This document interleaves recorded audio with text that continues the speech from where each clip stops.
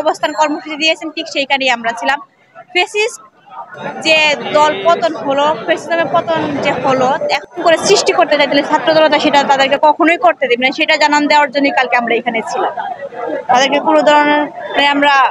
কোনো ধরনের ফেসিজমের যে আঁকড়া ছিল ওই রকম কোনো ধরনের কর্মসূচি তাদেরকে আমরা এই বাংলাদেশের মাটি তার কখনোই করতে দিব না।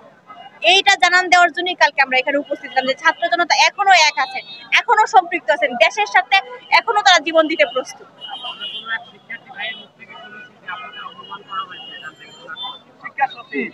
হ্যাঁ, এটা আমাদের সাথে ওনারা ওরকম ভাবে আমাদের প্রশাসন, আমরা যে আমাদের জুলাই অভ্যুত্থান হলো সেখানে কিন্তু শুধুমাত্র 1000 যে ঢাবির অবদান ছিল ব্যাপারটা কিন্তু এরকম না।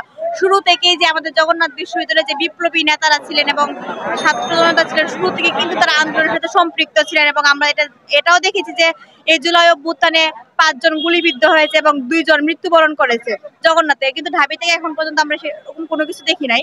কিন্তু উপদেষ্টা পাইলাম না এবং সমন্বয়কারী পেলাম না। কিন্তু এই যে আমাদের যে ঢাবি কেন্দ্রিক যে একটা সিস্টেম, আমরা যে বিগত 16 বছরেও যে আমরা দেখে এসেছি ব্যাপারটা, যেমন ছাত্রলীগ, ছাত্রদল, যে প্রেসিডেন্ট সেক্রেটারি হোক, পুরোটা ঢাবি কেন্দ্রিক। এই যে আমাদের যে ঢাবি কেন্দ্রিক যে একটা চিন্তা ভাবনা, সেটা আমাদেরকে দূর করতে হবে এবং যে আসলে যোগ্য ব্যক্তিকে যোগ্য স্থানে বসাতে হবে। এই জন্য আমাদের দরকার যে আমাদের যে 16 বছরের যে একটা সিস্টেম, ঢাবি কেন্দ্রিক যেটা সিস্টেম পরিচালিত হচ্ছে, আমাদের সর্বপ্রথম ওই সিস্টেমটাকে ভেঙে ফেলতে হবে এবং এই সিস্টেমটাকে যদি আমরা, হ্যাঁ অবশ্যই আমি বৈষম্য মনে করি। কারণ দেখেন, জগন্নাথে ফার্স্ট অফ অল কোনো হল নাই, ছেলেদের তো একটা হল নাই, মেয়েদের একটা হল আছে, তারপরে সেটার মধ্যে পর্যাপ্ত কোনো ক্যাপাবিলিটি নেই যে মেয়ে স্টুডেন্টদেরকে ধারণ করবে। এবং এখন দেখতেছি যে ইউসিসি কি করছে, একটা পাইলট প্রজেক্ট শুরু করতে যাচ্ছে। প্রজেক্টের মূল কথা এরকম যে যারা হলে থাকতে পারে না তাদের জন্য তারা একটা আর্থিক অনুদান দিবে এবং তারা পরীক্ষামূলকভাবে সেটা ঢাবিতেই করতে যাচ্ছে। কিন্তু এটা কেন?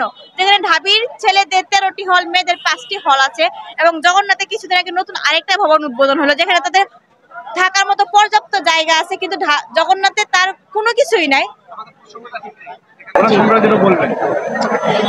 আমাদের জগন্নাথ যখন প্রতিষ্ঠিত হয়, শুরু থেকে আমাদের অনেকগুলো হল ছিল, আমাদের ধূপকোলা মাঠ ছিল যেটা আমরা এখন ব্যবহার করতে পারছি, কিন্তু এতদিন আমরা ব্যবহার করতে পারি নাই।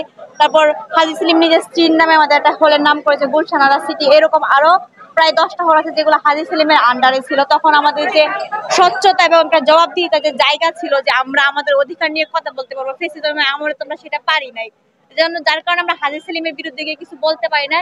তিনি নিজ দায়িত্ব বলে নিজের ক্ষমতায়, নিজের রাজনৈতিক ব্যাকগ্রাউন্ড থেকে এসে আমাদের প্রত্যেকটা হলকে দখল করে রেখেছে এবং সেখানে উনি উনার স্ত্রীর নামে, যেমন গুলশান আরা সিটিটা উনি উনার স্ত্রীর নামে আমাদের একটা হলের নামকরণ করেছে, কিন্তু আমরা কোনোভাবেই তাকে আটকাতে পারি না। এবং আমরা আমাদের নিজেদের যে অধিকারগুলো আছে সেগুলো আসলে কারোর কাছেই বলতে পারি না।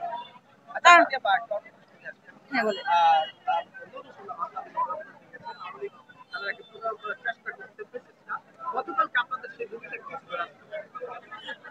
নূর হোসেন, হ্যাঁ গতকালকে আমরা রাজপথে ছিলাম, আমরা গুলিস্তান 0 পয়েন্টে ছিলাম, ঠিক যেখানে ওনারা অবস্থান কর্মসূচি দিয়েছেন ঠিক সেইখানেই আমরা ছিলাম। ফেসিস্ট যে দল পতন হলো, ফেসিজমের পতন যে হলো,